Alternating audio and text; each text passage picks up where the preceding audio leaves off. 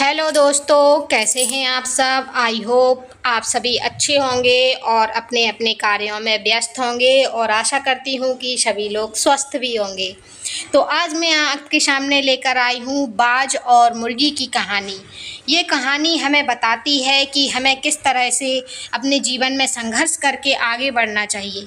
तो मैं शुरू करती हूँ आज की कहानी। मुर्गी होती है, मुर्गी के कुछ अंडे होते हैं और बाज का अंडा उसमें मिक्स हो जाता है। तो जब उन अंडों में से मुर्गी के बच्चे निकलते हैं और बाज का बच्चा भी अपने अंडे में से निकलता है। बाज का बच्चा धीरे धीरे बड़ा होता है, वह उन्हीं मुर्गी के बच्चों के साथ ही बड़ा होता है। उन्हीं के साथ वह खेलता है, खाता है, पीता है। उन्हीं के साथ वह दाना चुगता है। उन्हीं के जितना वह उड़ पाता है। वह ज़्यादा ऊंचा नहीं उड़ पाता है जितना कि बाज उड़ सकता है। एक दिन आसमान में बाज जो है वो उड़ता हुआ दिखाई देता है उसको। तो वह अपने साथी मुर्गी से पूछता है कि ये कौन सा पक्षी है जो इतनी ऊंची उड़ान भर रहा है, इतना ऊंचा उड़ रहा है, ये कौन सा पक्षी है। तो मुर्गी उसको बताती है, अरे तुम नहीं जानते, ये बाज पक्षी है। ये पक्षियों का राजा है, ये पक्षियों का राजा कहलाता है। बाज जो है वो सबसे ऊंचा उड़ता है।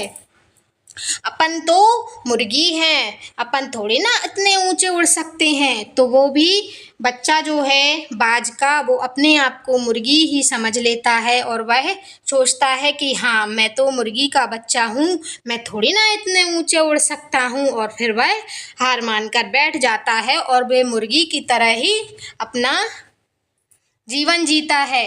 तो दोस्तों, मैं ये बताना चाहती हूँ इस कहानी के माध्यम से कि हमारा जीवन भी इसी तरह से होता है। हम भी अपनी लिमिट्स को निर्धारित कर लेते हैं कि कोई भी बड़ा काम हम नहीं कर सकते हैं, हमारी इतनी हैसियत नहीं है, हमारी इतनी औकात ही नहीं है, हम तो इतना बड़ा कुछ कर ही नहीं सकते हैं। अपनी सीमाएं हम खुद ही बांध लेते हैं और अपने आप को उन सीमाओं के घेरे के अंदर रखे रहते हैं।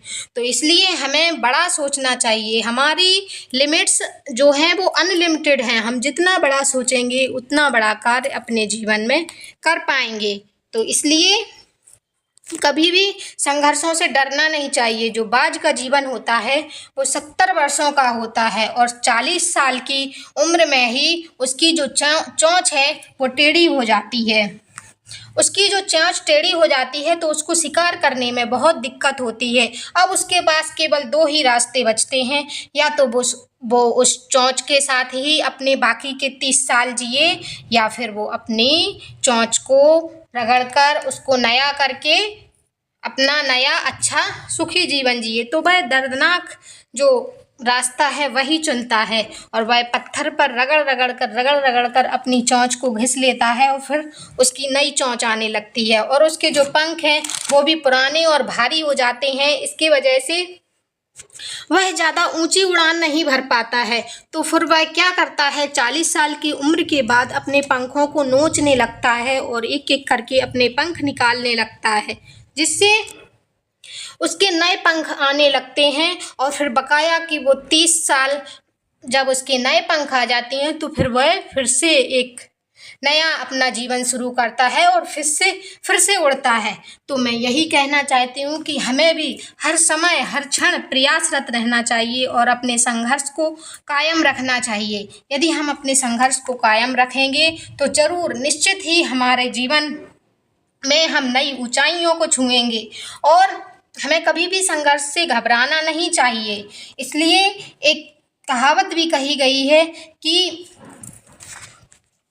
परिंदों को मिलेगी मंजिल जरूर, परिंदों को मिलेगी मंजिल जरूर, क्योंकि उनके पर बोलते हैं और जीवन में खामोश रहते हैं वही, जीवन में खामोश रहते हैं वही जिनके हुनर बोलते हैं।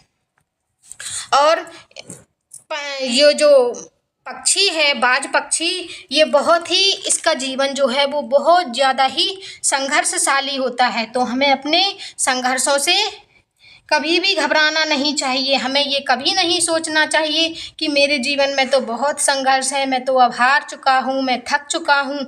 हाँ, मैं मानती हूँ कि आप थक चुके हैं, तो आप थक गए हैं तो आप थोड़ी देर आराम कर लीजिए, लेकिन आपको हार नहीं माननी है, हार मानकर नहीं बैठना है। फिर से आराम करने के बाद फिर से शुरू हो जाइए और फिर से लग जाइए अपने काम में जो आपने अपना लक्ष्य तय किया है, और एक ना एक दिन आप उस लक्ष्य को ज़रूर हासिल कर लेंगे। तो इस तरीके से हमारी जो उड़ान है वो बाज की तरह होनी चाहिए, ना कि मुर्गी की तरह, क्योंकि हम खुद अपना जीवन को एक निश्चित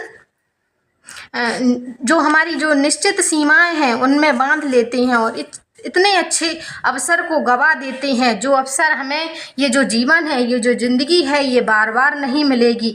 तो हमें इसमें अपने जीवन को सफल बनाने के लिए पूरे भरसक प्रयास करना चाहिए, पूरे प्रयास से हमें आगे बढ़ने की कोशिश करना चाहिए।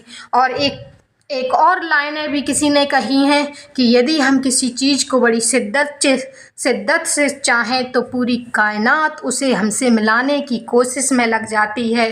तो इसलिए एवरीवन, मैं आपसे यही कहना चाहूँगी कि आप कभी भी हार मत मानिए और अपने जीवन को बाज जैसा बनाइए, अपने लक्ष्य को बाज जैसा ऊंचा बनाइए, ऊंचे उड़ने की कोशिश कीजिए, अपने लगातार प्रयास बनाए रखिए और एक दिन ईश्वर आपको ज़रूर कामयाबी के रास्ते तक ले जाएगा। और कई बार ऐसा होता है कि आखिरी जो चाबी होती है वही चाबी हमारी किस्मत के ताले को खोल देती है।